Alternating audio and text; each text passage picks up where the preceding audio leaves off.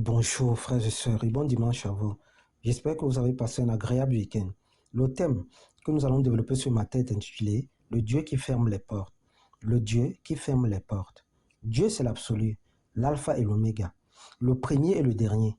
Les portes sont des ouvertures faites pour entrer dans un lieu fermé ou pour en sortir.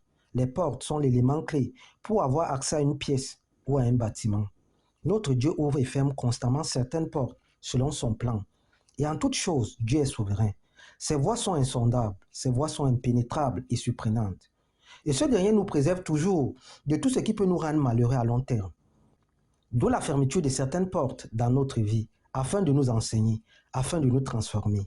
Avec Dieu, ce que nous considérons à l'instant comme un échec, comme une déception, comme une porte qui s'est brutalement fermée, peut s'avérer être le point focal d'un nouveau départ, le point focal d'une élévation, d'une nouvelle aventure, ô combien importante.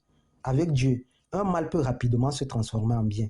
Une séparation peut avec le temps s'avérer être une source de libération, une source de motivation, une source de bénédiction. Avec Dieu, rien n'arrive au hasard. C'est la raison pour laquelle, nous, enfants de Dieu, nous ne devons pas croire que les promesses de Dieu s'accomplissent selon nos termes, nos conditions. Car là où Dieu veut que nous soyons, c'est là où sera sa bénédiction. C'est d'ailleurs ce qui est arrivé dans la vie de Joseph et de Moïse. Joseph était le fils adoré de Jacob, le Benjamin de la famille. Il était choyé par son père Jacob. Il était le reflet de l'amour et de l'espoir de la famille.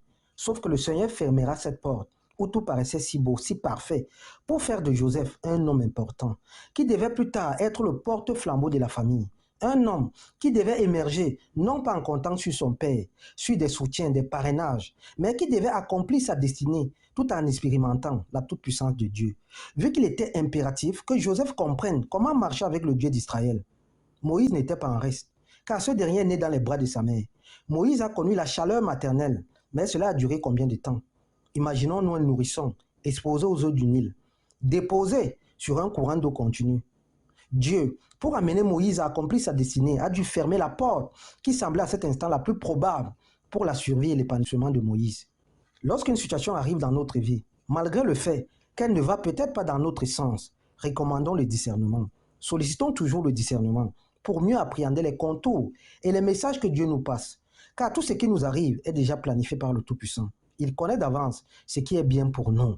C'est la raison pour laquelle il ferme certaines portes, soit pour nous reconnecter à son plan parfait, soit pour nous amener à acquérir une certaine maturité, surtout si nous avons tissé des liens très forts avec ceux et celles qui ne sont pas prédestinés par Dieu pour nous permettre d'accomplir notre destinée.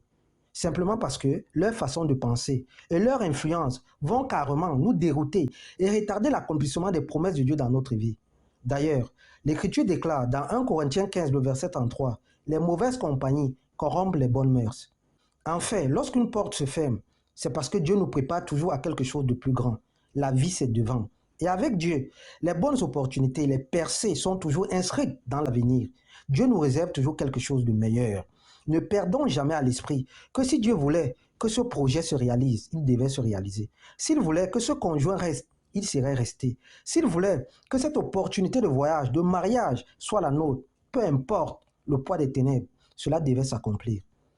Il y a un verset biblique que j'affectionne particulièrement. C'est Isaïe 45, le verset 7. Il est écrit, « Je forme la lumière et je crée les ténèbres. Je fais le bonheur et je crée le malheur. Moi, l'Éternel, je fais toutes ces choses. Moi, l'Éternel, je fais toutes ces choses. Rien n'est impossible à Dieu. » Lorsque Dieu nous ferme une porte, nous n'avons pas idée de quoi Dieu nous protège. Cessons donc de nous lamenter, de nous inquiéter, d'être négatifs vis-à-vis de nous-mêmes. Cessons de déclarer à longueur de journée, « Mon temps est passé. Pourquoi tout le monde me rejette?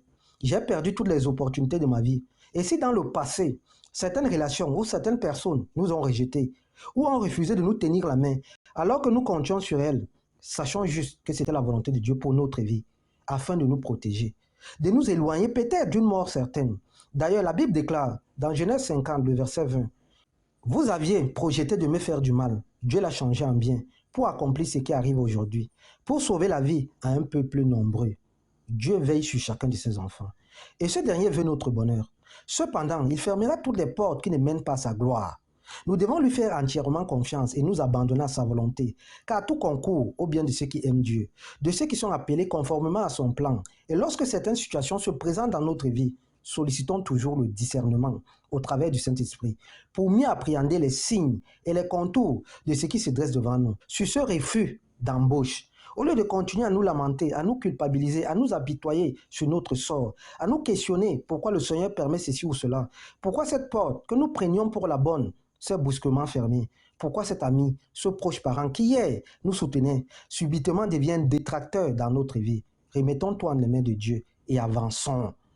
Dans cette relation, Dieu a voulu nous éviter une souffrance. Nous, enfants de Dieu, devrions être attentifs aux réponses de Dieu. Nous devons analyser chaque réponse donnée par Dieu. Et au lieu de nous lamenter, nous devons essayer de trouver une voie de sortie avec les événements qui s'imposent à nous. Nous devons interpréter positivement les réponses de Dieu et toujours voir la volonté de Dieu et lui faire totalement confiance. Il sait où il nous mène.